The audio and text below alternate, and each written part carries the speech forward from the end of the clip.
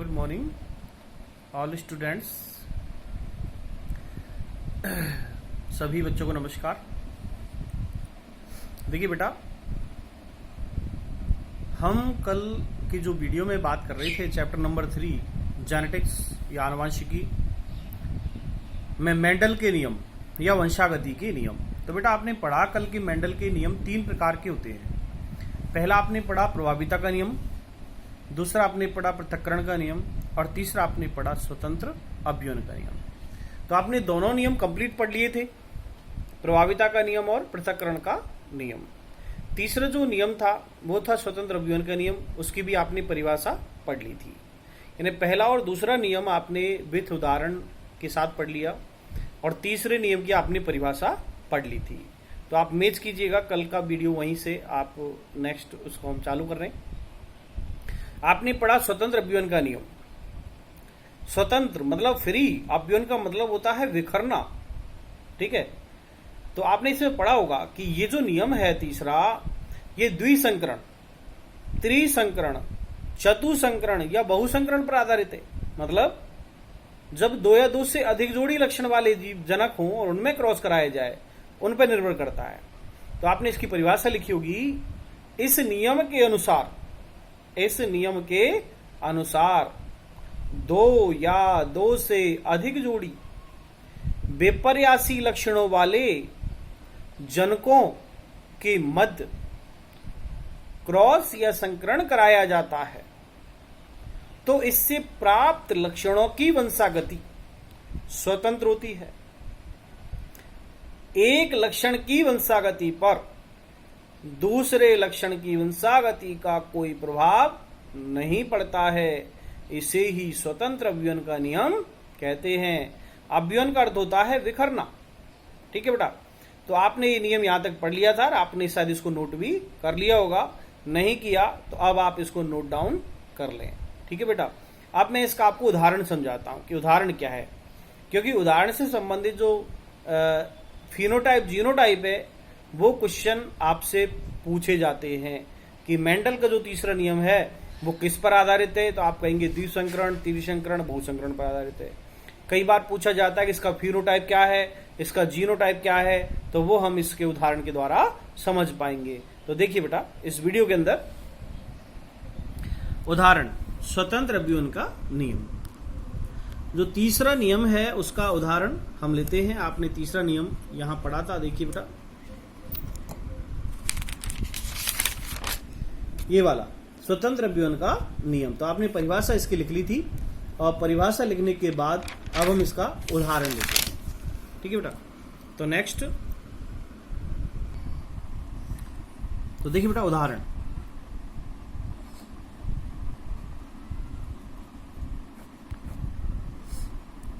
तो इसके अंदर हमें कम से कम द्विसंकरण प्रयोग की बात करनी पड़ेगी। द्विसंकरण का मतलब होता है 2 लक्षण की वंशागति का अध्ययन या 2 जोड़ी विपर्यासी लक्षणों वाले जनकों का अध्ययन। तो हम यहां पर 2 जोड़ी विपर्यासी लक्षण लेंगे सबसे पहले। तो first of all 2 pair characters, 2 जोड़ी विपर्यासी लक्षण, ठीक है। तो पहला लक्षण लेते हैं हम यहां पर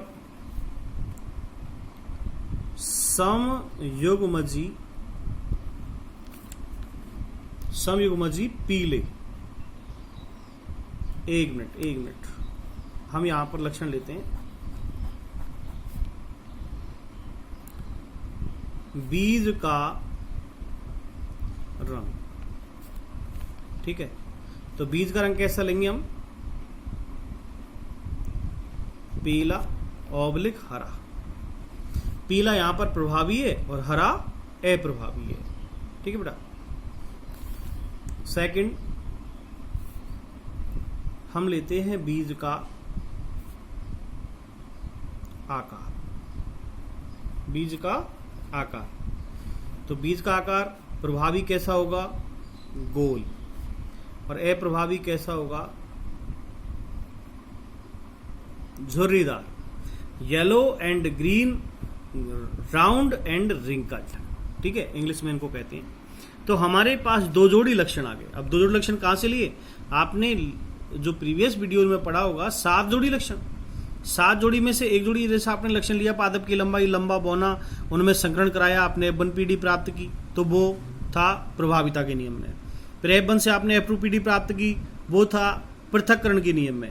अब हम यहाँ पर द्विसंकरण प्रयोग लेकर कर रहे हैं, तो ये यहाँ पर दो जोड़ी लक्षण है। पहला बीज का रंग पीला या हरा, और दूसरा बीज का आकार गोल या झुर्रीदार, ठीक है।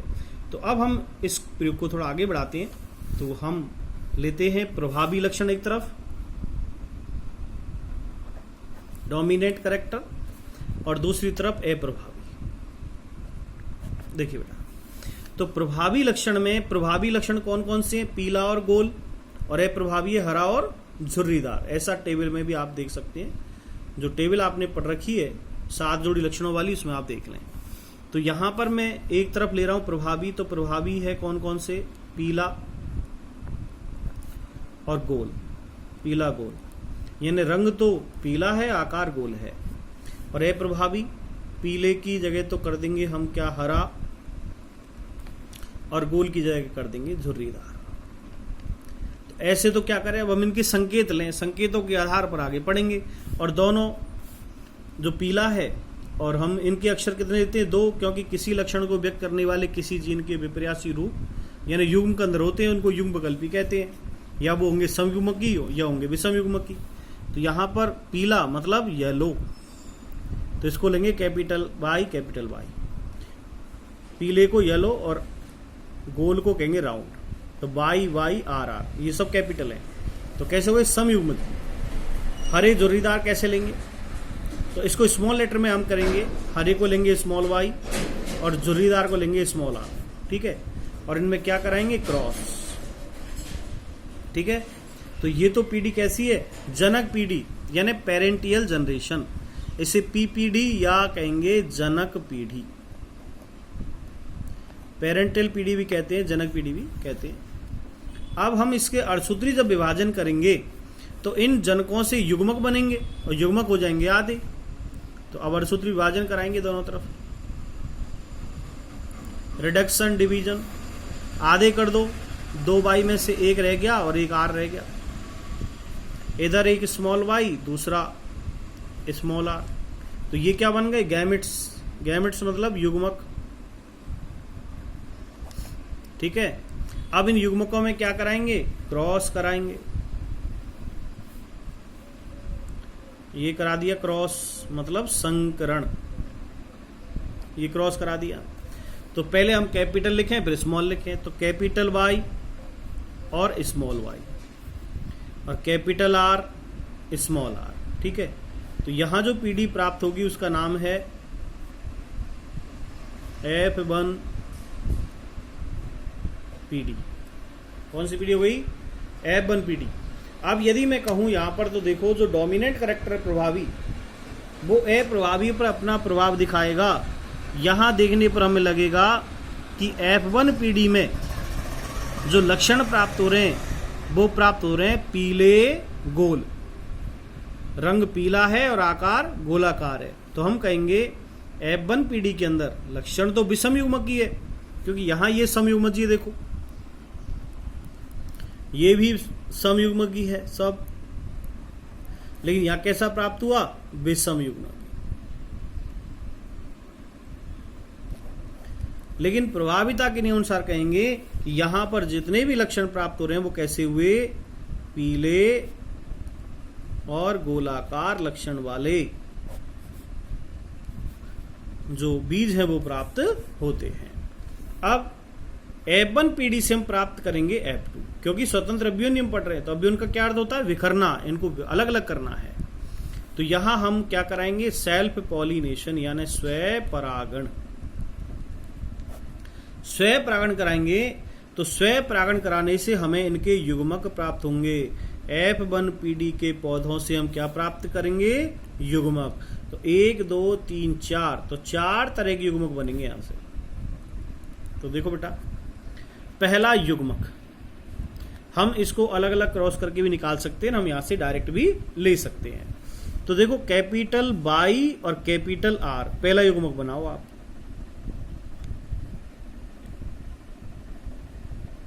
ठीक है, अब कैपिटल वाई और स्मॉल आर ले लो। ठीक है, तो कैपिटल वाई का दोनों आर से हो गया, एक बार स्मॉल कैपिटल से और एक बार स्मॉल से। अब कैपिटल वाई दोनों जगह क्लियर। अब लेते हैं स्मॉल वाई, तो स्मॉल वाई और कैपिटल आर। और चौथा युग्मक क्या बचा अब, स्मॉल वाई स्मॉल आर। ठीक है, तो ये हमें युग्मक प्राप्त हो गए। ये नर युग्मक है और यही मादा युग्मक है। और अब इनका चेकर बोर्ड बना देंगे बस। तो देखिए बेटा, आप चाहें तो मैं बना दूं या आप चाहें तो आप बुक की हेल्प लेकर भी कर सकते हैं, लेकिन फिर मैं आपको सिखा देता हूं, आप कोशिश करना। ये बेटा नर युग्मक भी ऐसे हैं और मादा युग्मक भी ऐसे हैं। अब इनमें क्या कराना है, क्रॉस कराना है। तो देखिए बेटा, आप एक सारणी बनाएंगे। मैं आपको एक सारणी बता दूंगा बुक के अंदर, उसको आप उससे भी देख लें और मैं जो बना रहा हूं उस पर भी आप ध्यान देंगे।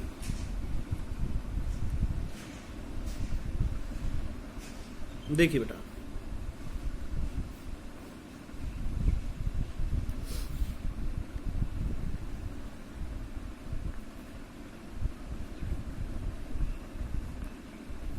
ये जो कॉलम है, इस कॉलम में हम युग्मक लिखेंगे। ठीक है, इस कॉलम को डिवाइड कर दें। एक तरफ लेंगे नर युग्मक, नर का चिन्ह है, और एक तरफ लेंगे मादा युग्मक यानी मादा का चिन्ह। तो पहला नर युग्मक हमारे पास कैपिटल वाई कैपिटल आर। ठीक है, इस तरह इधर भी capital Y capital are.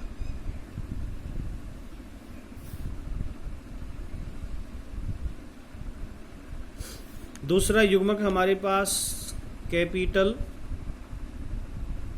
Y small are, इधर भी लिख दो कैपिटल वाई स्मॉल आर।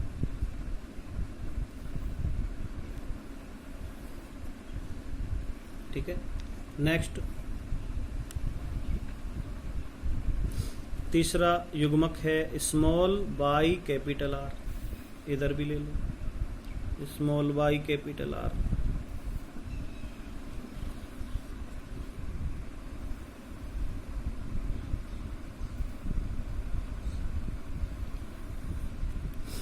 चौथा है स्मॉल वाई स्मॉल आर,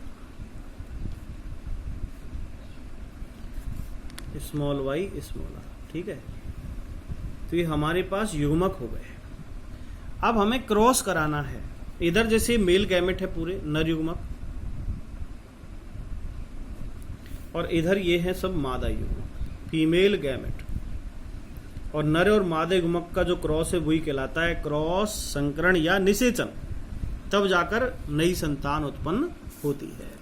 तो बेटा एक एक वीडियो एक एक आप देखें, मल्टीप्लाई में कैसे कर रहा हूं उसको आप ध्यान दें। ठीक है बेटा, तो जब मैं इसका क्रॉस इससे कराऊंगा, ये नर युग्मक ये मादा युग्मक, इनका क्रॉस कराऊंगा तो बाई दोनों कैसे हैं कैपिटल, आर दोनों कैसे हैं कैपिटल। अब लक्षण देखो, मैं चाहे लक्षण बताता जाऊं साथ में आपको। बाई का मतलब पीला लक्षण, ठीक है, पी लिख देता हूं। और आर का मतलब गोलाकार। तो ये हैं पीले और गोल लक्षण वाले। ठीक है, लेकिन बेटा इसमें आपको शुद्ध अशुद्ध का पता नहीं चलेगा, क्योंकि उसके लिए फिर हमें एक एक छांटना पड़ेगा। दूसरा, ये मादा युग्मक और ये नर युग्मक ले लो, तो बाई दोनों में कैपिटल है और आर एक कैपिटल दूसरा स्मॉल, तो पहले कैपिटल लिख लो फिर स्मॉल लिखेंगे। तो यदि हम यहां पर देखें प्रभावी नियम के अनुसार, तो ये बाई बाई का मतलब पीला और आर का मतलब गोल। ठीक है, लेकिन हम ये कह सकते हैं यहां पर एक ये लक्षण प्रारूप देखें तो ये पीला गोल है, और यदि हम जीन प्रारूप जब देखेंगे तो उसमें हम कहेंगे शुद्ध पीला अशुद्ध गोल, शुद्ध पीला शुद्ध गोल, जबकि पहले में पीला और गोल दोनों ही शुद्ध है। ठीक है, तीसरा लो, इसका जब इससे कराएंगे तो कैपिटल वाई स्मॉल वाई और कैपिटल आर स्मॉल आर। अब यहां पे देखो, ये कैपिटल वाई का मतलब क्या हो गया पीला हो गया, लेकिन अशुद्ध है। पीला है लेकिन अशुद्ध है, और आर का मतलब गोल है और शुद्ध है, गोल शुद्ध। अब देखो आप बाई आर और इधर ये बाई आर, तो पहले कैपिटल ले लो दोनों, कैपिटल वाई स्मॉल वाई और कैपिटल आर स्मॉल आर। अब समझ गए होंगे आप, अपने आप कर लेंगे। अब इसको क्या लिखूंगा मैं, कैपिटल वाई आगे है तो प्रभावी है, तो ये हो गया पीला, और कैपिटल आर है तो ये हो गया गोल। तो लक्षण प्रारूप देखा तब तो हमने कहा इसको पीला गोल, ठीक है। और जीन प्रारूप देखें तो यहां हम देखें ये सब पीले गोल हैं, लेकिन कब, जब हमने इसको लक्षण प्रारूप देखा, बाहरी लक्षण देखा। और जब हम आंतरिक लक्षण देखते हैं तो ये 4 तरह के हैं। फिर ये शुद्ध पीला शुद्ध गोल, ये शुद्ध पीला अशुद्ध गोल, ये अशुद्ध पीला शुद्ध गोल, और ये अशुद्ध पीला और अशुद्ध गोल। क्योंकि जब दोनों अक्षर कैपिटल हैं तो शुद्ध है, एक कैपिटल एक स्मॉल है तो अशुद्ध है, और दोनों ही स्मॉल हैं तो वो भी शुद्ध है, ठीक है बेटा। तो इसी तरह हम इस पूरे चेकर बोर्ड को F2PD को बनाते हैं। अब देखो नेक्स्ट, अब ये मादा युग्मक और ये नर युग्मक इनका कराएंगे, इसका कंप्लीट हो चुका। तो यहां पर देखें दोनों कैपिटल वाई है और दोनों एक कैपिटल आर और एक स्मॉल आर। तो लक्षण देखो आप, कैपिटल वाई है तो कैसा हुआ, पीला, और कैपिटल आर है तो गोल, लेकिन शुद्ध तो पीला है अशुद्ध गोल है। इसका देखो दूसरा, कैपिटल वाई स्मॉल आर, तो यहां पे देखो आप ये पीला है। अब पीला कैसा है, शुद्ध है, लेकिन अब गोल नहीं है, अब झुर्रीदार है, ठीक है बेटा। नेक्स्ट देखो, कैपिटल वाई स्मॉल वाई और कैपिटल आर स्मॉल आर, तो कैसा है, पीला और गोल, लेकिन अशुद्ध है दोनों ही। इसका देखो next, capital Y small Y, capital Y small R, ठीक है बेटा। तो इसमें हम देखो क्या देख रहे हैं, पीला, लेकिन अब गोल नहीं है, पीला और गोल नहीं है, कैसा है, झुर्रीदार है। कंप्लीट। तो यहां हम देखें चारों को, तो इसमें हमें प्राप्त हुआ पीला गोल, पीला झुर्रीदार, पीला गोल, पीला झुर्रीदार। ये लक्षण प्रारूप है, बाहर से देखा। अंदर से देखेंगे तो शुद्ध पीला अशुद्ध गोल, शुद्ध पीला शुद्ध झुर्रीदार, अशुद्ध पीला अशुद्ध गोल, और अशुद्ध पीला लेकिन शुद्ध झुर्रीदार, ठीक है। इस तरह नेक्स्ट अगले राउंड में देखें आप, इसका इससे कराओ, capital Y small Y, capital R small R, capital R, ठीक है बेटा। तो यहां हम कहेंगे इसको पीला और गोल। दूसरा देखो, capital Y small Y, capital R small R, यही आएगा। अब तो आप खुद ही सीख गए होंगे बेटा, खुद ही कर रहे होंगे, पीला और गोल। अगला देखो, स्मॉल वाई कैपिटल आर। अब देखो बेटा यहां पर ये पीला नहीं, अब कैसा हो गया, हरा हो गया, और ये राउंड कैसा है, गोल है, तो हरा और गोल, ठीक है बेटा। नेक्स्ट देखो, small Y capital R small R, तो हरा और कैसा है, गोल। अब हम इसमें देखें तो ये पीला गोल, हरा गोल, लेकिन अब जीन प्रारूप देखें तो अशुद्ध पीला शुद्ध गोल, अशुद्ध पीला अशुद्ध गोल, ये शुद्ध हरा शुद्ध गोल, और ये शुद्ध हरा अशुद्ध गोल। अब देखें नेक्स्ट चौथे नंबर का, इसमें आप देखें कैपिटल बाई ऊपर से, स्मॉल बाई नीचे से, और कैपिटल आर स्मॉल आर, यही आएगा बेटा। तो देखो यहाँ ये कैसा है, पीला है और गोल है। दूसरा देखो बेटा, इस कैपिटल वाई स्मॉल आर, तो ये हो गया पीला और झुर्रीदार, ठीक है बेटा। नेक्स्ट देखो, स्मॉल वाई कैपिटल आर, तो ये कैसा हो गया, हरा और गोल, और नेक्स्ट आप देखें स्मॉल है, small Y small Y small R, तो इसके अंदर आप देखो आप ये हरा और कैसा है, झुर्रीदार है। तो पूरे हम टेबल के अंदर देखें तो कितनी F2PD के अंदर टोटल यदि हम देखें संतान तो कितनी है 16, क्योंकि 4 4 8 4 12 4 16 कंप्लीट इसके अंदर 16 संतान होती है, इसको कहते हैं F2PD। F2PD अब 16 संतान हुई। अब हम इसके अंदर हम देखेंगे अब कि इस जो स्वतंत्र अभिवन की नियम है, इस नियम के अंदर इसका लक्षण प्रारूप और जीन प्रारूप कितना प्राप्त होता है। तो उसके लिए हम देखें अब नेक्स्ट देखो आप कि लक्षण प्रारूप क्या निकला। लक्षण प्रारूप अनुपात, तो बेटा ये तो आपको याद हो जाएगा कि इसका जो लक्षण प्रारूप अनुपात है, लक्षण प्रारूप अनुपात को इंग्लिश में कहते हैं फिनोटाइप। क्या कहते हैं? फिनोटाइप। तो इसका फिनोटाइप आएगा 9:3:3:1। ठीक है, 9 3 3 1। अब इनको जोड़ो कितना हुआ, 9 और 3 12 3 15 और 1 16। तो संतान कितनी इसमें 16। अब आपको कि 9 पौधे कैसे हैं, तो आप इसके अंदर ढूंढोगे तो 9 पौधे कैसे मिलेंगे, गोल पीले पीले गोल ये वाले बाई आर का मतलब क्या होता है, पीले और गोल। कितने पौधे 9। 3 पौधे कैसे मिलेंगे, ऐसे वाले। ये क्या है, पीला, कैसा है ये, पीला और झुर्रीदार, पीला झुर्रीदार। फिर 3 पौधे कैसे मिलेंगे, 3 पौधे आपको मिलेंगे कि हरा, इसका मतलब क्या होता है हरा, ठीक है, और इसका मतलब क्या है गोल। तो 3 पौधे मिलेंगे आपको हरे और गोल आकार के, और एक पौधा आपको जो मिलेगा लास्ट वाला ये है हरा और झुर्रीदार। ठीक है बेटा, आप इसमें काउंट कर सकते हैं कि 9 पौधे तो कैसे हैं, पीले गोल। मैं लिख देता हूं। तो देखिए बेटा, ये जो 9:3:3:1 आया है, तो इसमें आप पौधे इसमें ढूंढोगे, पूरे पौधे आपको मिल जाएंगे कि 9 पौधे पीले गोल, ठीक है, फिर 3 पौधे आपको मिलेंगे पीले झुर्रीदार, फिर आपको 3 पौधे मिलेंगे हरे गोल, और एक पौधा मिलेगा आपको हरा झुर्रीदार पूरे। तो यदि हम 16 संतानों में देखें तो सब आपको मिल जाएंगे। तो आप देखें, सबसे पहले आपने लिखा लक्षण प्रारूप 9:3:3:1। तो यहां पर इस अनुपात के अंदर देखें हम, तो हमें 9 पौधे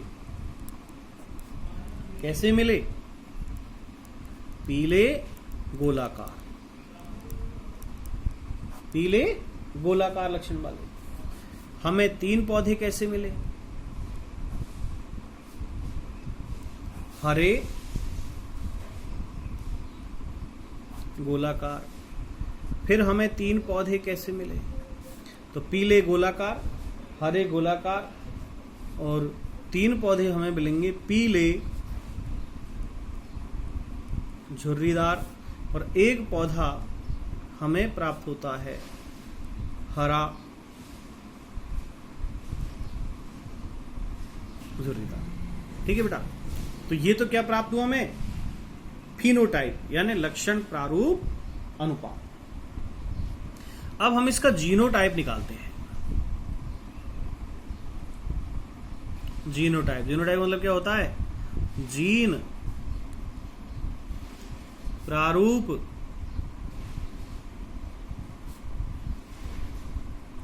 अनुपात। तो हम इन 16 संतानों में देखें तो इसका जीनोटाइप क्या आएगा।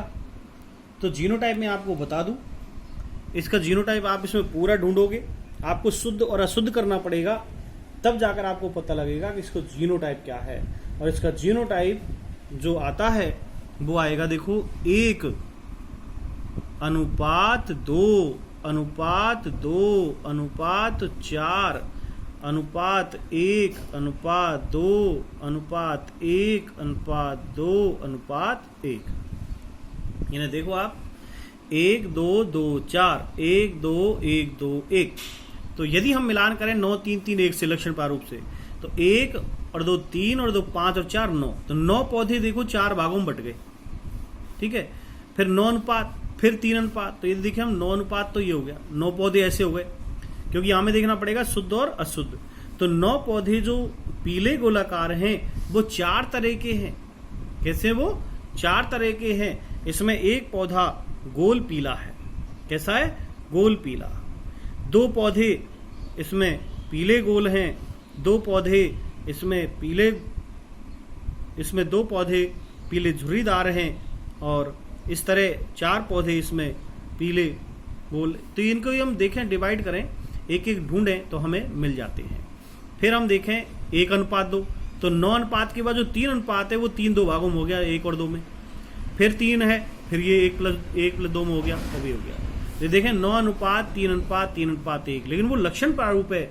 जब इसकी हम आंतरिक संरचना देखते हैं, जीनी संरचना का अध्ययन करते हैं, तो हम पाते हैं कि यहाँ पर पूरे जो लक्षण है वो आपस में बिखर जाते हैं, और बिखरने के कारण इसका नाम पड़ा स्वतंत्र व्यूहन का नियम। ठीक है बेटा।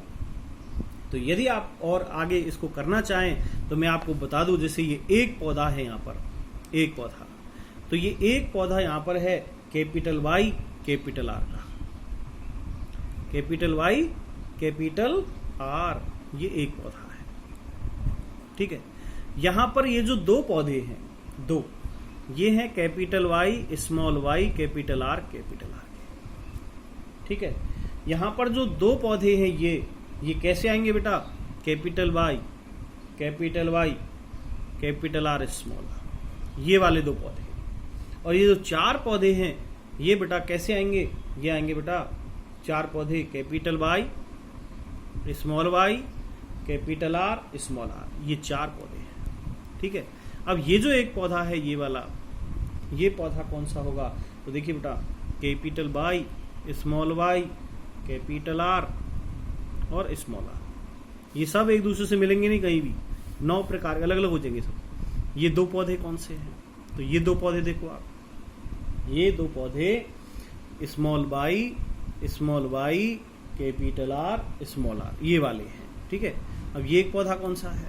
ये देखो आप इसको, तो ये है capital Y small R small R. ठीक है। और ये वाला, ये देखो आप इसको, तो ये है capital Y small R small R. ठीक है।